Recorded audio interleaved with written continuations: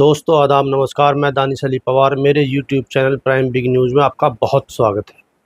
मैं पूरे सम्मान के साथ मोहन भागवत जी से 5 प्रश्न पूछना चाहता हूं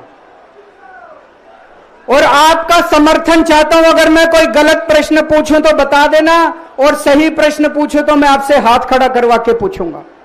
मेरा पहला प्रश्न है मोहन भागवत जी से। जिस तरह मोदी जी देश भर में लालच देके या ईडी और सीबीआई की धमकी देके डरा के दूसरी पार्टी के नेताओं को तोड़ रहे हैं, पार्टियां तोड़ रहे हैं, सरकारें गिरा रहे हैं, क्या यह देश के लिए सही है? मैं मोहन भागवत जी से पूछना चाहता हूं, क्या आप नहीं मानते कि यह भारतीय जनतंत्र के लिए हानिकारक है?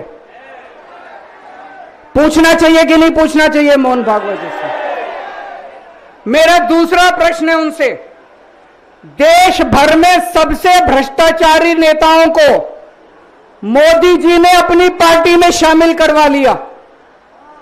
जिन नेताओं को कुछ दिन पहले मोदी जी ने खुद सबसे भ्रष्टाचारी बोला, जिन नेताओं को अमित शाह जी ने खुद भ्रष्टाचारी बोला, कुछ दिन के बाद उनको बीजेपी में शामिल करा लिया। मैं मोहन भागवत जी से पूछना चाहता हूं, क्या इस प्रकार की राजनीति से आप सहमत हो? क्या आपने कभी ऐसी बीजेपी की कल्पना की थी? पूछना चाहिए कि नहीं पूछना चाहिए मोहन भागवत जी से?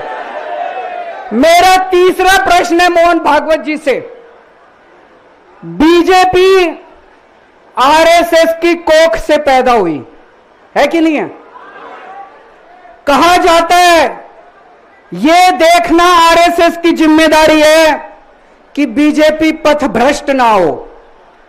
मैं मोहन भागवत जी से पूछना चाहता हूं, क्या आप आज की बीजेपी के इन कदमों से सहमत हैं? क्या आपने कभी मोदी जी से यह सब ना करने के लिए बोला? मोहन भागवत जी बताएं कि क्या आपने मोदी जी को यह सब गलत हरकतें करने से रोका कभी? पूछना चाहिए नहीं पूछना चाहिए? मेरा चौथा प्रश्न है मोहन भागवत जी से।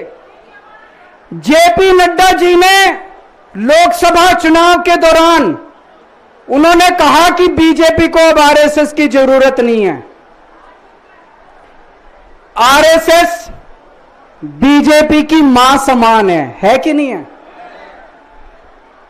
क्या बेटा इतना बड़ा हो गया कि मां को आंखें दिखाने लग गया?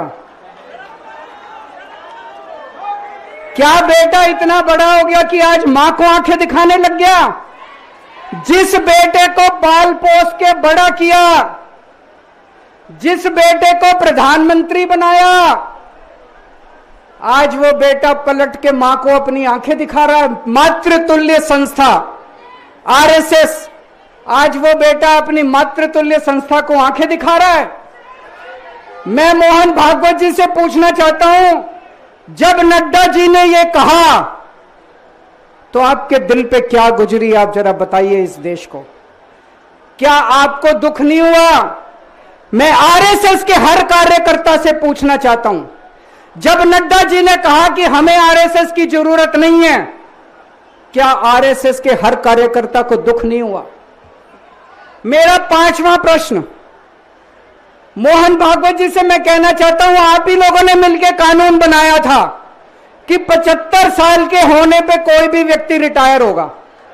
इस कानून के तहत आडवाणी जी को रिटायर कर दिया, मुरली मनोहर जी जैसे बड़े बड़े नेताओं को रिटायर कर दिया, बीसी खंडूरी जी को रिटायर कर दिया, कलराज मिश्र को रिटायर कर दिया, शांता कुमार को और पता नहीं कितने लोगों को रिटायर कर दिया। अब अमित शाह जी कह रहे हैं कि यह नियम मोदी जी पे लागू नहीं होगा। तो मैं मोहन भागवत जी से पूछना चाहता हूं, क्या आप इससे सहमत हो कि जो नियम आडवाणी जी पे लागू हुआ वो मोदी जी पे लागू नहीं होना चाहिए? आप ये पूछना चाहते हैं कि नहीं पूछना चाहते? पूरा देश आज मोहन भागवत जी से ये प्रश्न पूछना चाहता है। अरविंद केजरीवाल ने आज जंतर मंतर से सवाल पूछने शुरू किए हैं। केंद्र सरकार से सवाल पूछ रहे हैं, आरएसएस से सवाल पूछ रहे हैं।